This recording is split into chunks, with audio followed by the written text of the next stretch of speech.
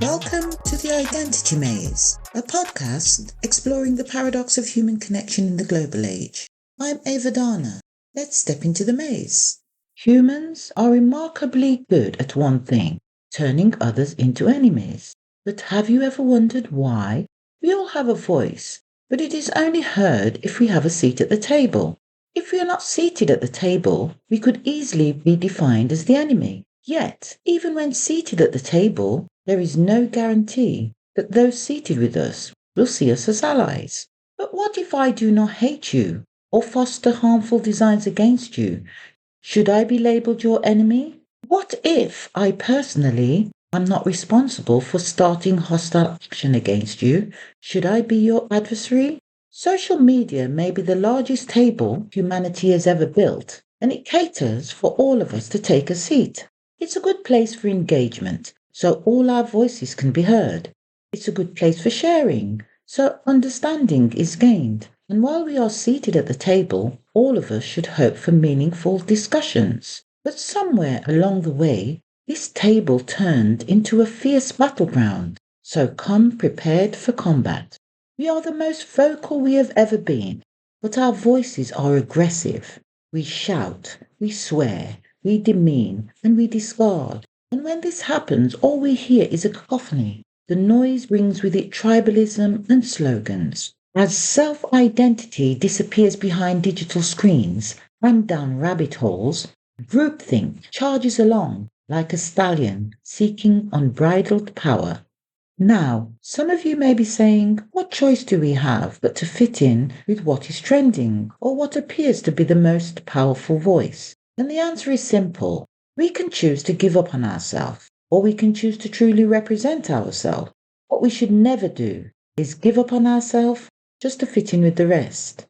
But how many of us give this a thought when we are typing or voicing a social media post? And why are we so eager to forward someone else's message just because we follow them on social media? Sometimes we don't choose a side because we believe it. We choose it because someone influential chose it first. When we act like this, is it because we have no regard for our authentic self? Or is it because we don't even know what our authentic self stands for? There's no doubt that you are you and I am me. What makes you you is also responsible for making me me. So why is it so easy for us to become enemies? Are we being drawn into a reality where the once large table is shrinking and the narrative is being controlled by only a few? Are we witnessing a change at this table where trusted engagement with others is far from the norm, where asking meaningful questions is discouraged, and where careless judgments are encouraged? The once social table is no longer social. It is now a battleground where labels, animosity, and fear rule supreme. Outrage is rewarded, and drawing a hostile line in the sand is expected. If you want to survive, you better be on the correct side of this line. But how do you decide what side of the line you wish to be on? Because when you pick a side, do you really know what you choose?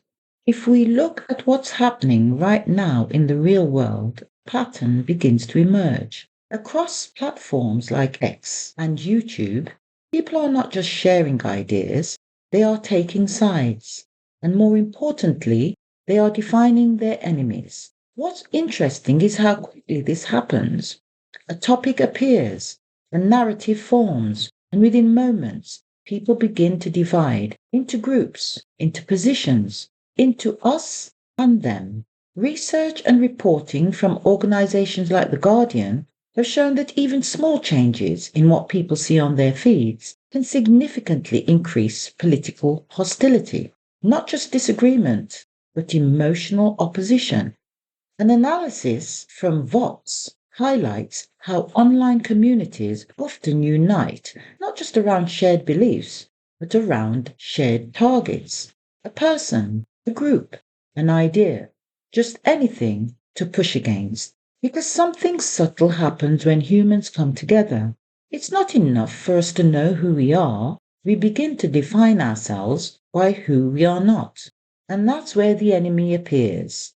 Not always because it's necessary, but because it's useful. It creates clarity in a complex world. It creates unity in uncertain situations, and it creates purpose, even when that purpose is merely built on opposition. What's even more revealing is that this doesn't stop at opposing groups. Even within the same community, new enemies can begin to form. Our need is not just to belong to something, it's to reinforce that belonging again and again and again. And this is where everything connects. What we are seeing online isn't just a breakdown in communication, it's a reflection of something deeper. Our human tendency to stabilize our identity through opposition. We simplify the world by dividing it, and we strengthen belonging by identifying an enemy. Which brings us back to the central question. Do humans create enemies because they exist or because we need them to? Maybe the real role of the enemy isn't to threaten us, but to define us. Imagine for a moment that we could not see each other. What would we judge each other by? Our voice would be a good starting point, and social media confirms this. But what do our voices look like? Well, I'm sure we can all agree that our voice is not just the sounds we make. It's the opinions we share, the messages we repeat, and the sides we choose. You and I are biologically identical, but we humans are not just physical beings. We also carry beliefs, emotions, memories, and values. These are the non-physical or unseen parts of who we are. As we each only have one voice, this voice must represent the complete us, meaning both our physical identity and our unseen characteristics. We will go more into the different aspects of our unseen side and their role in our voice in future episodes, so please follow the show. Now, what would you say guides our voice? This is a very interesting question, and without a doubt, we can say what we see and hear shapes many of our voices. Social media confirms this. We repeat slogans and repost content. We fall in line with algorithm assigned enemy branding, and we champion tribalism. But as mentioned earlier, there are two sides to us. Our physical side, which takes its cues from what we see and hear, and the unseen parts of us, whose cues are more complex. So our voice is a representation of both. But if we do not fully understand the unseen parts of us, there is a possibility, and that's a real possibility, that our physical side dominates the conversation. Do you agree? Could this be the reason why social media voices are increasingly hostile, negative, and toxic? Evolution provides us with an explanation for our origin and our physical development, but it doesn't provide us with an equal account for those parts of us we cannot see. Yet, like our body, these unseen parts are essential to us. They also have a role to play in you being you and me being me. If our voice reflects both our physical side and our non-physical side, then a few important questions arise for us all to consider. Do we know enough about our unseen identity so we understand why we choose the social table or the battleground? Is it possible for us to make our voices less hostile, negative, and toxic? And instead of choosing to be enemies, can we choose to be allies? These are very interesting questions, and the Identity Maze will use them to guide our journey week by week, so you, the listeners, can decide on the answers for yourself.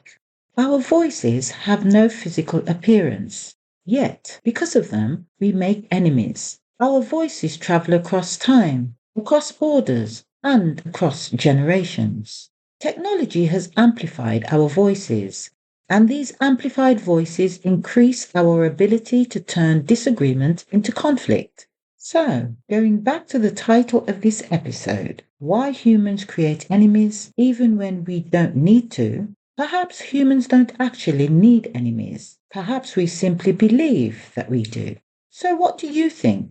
Do humans truly need enemies, or do we simply create them to satisfy a belief? Share your thoughts and join the conversation. This is the Identity Maze, hosted by Ava Dana. Thanks for listening. If this conversation made you think a little differently, share it with someone. If you enjoyed the episode, Follow the show and join us next time. New episodes explore how beliefs form, how tribes emerge, and why changing our minds can be one of the hardest things we ever do.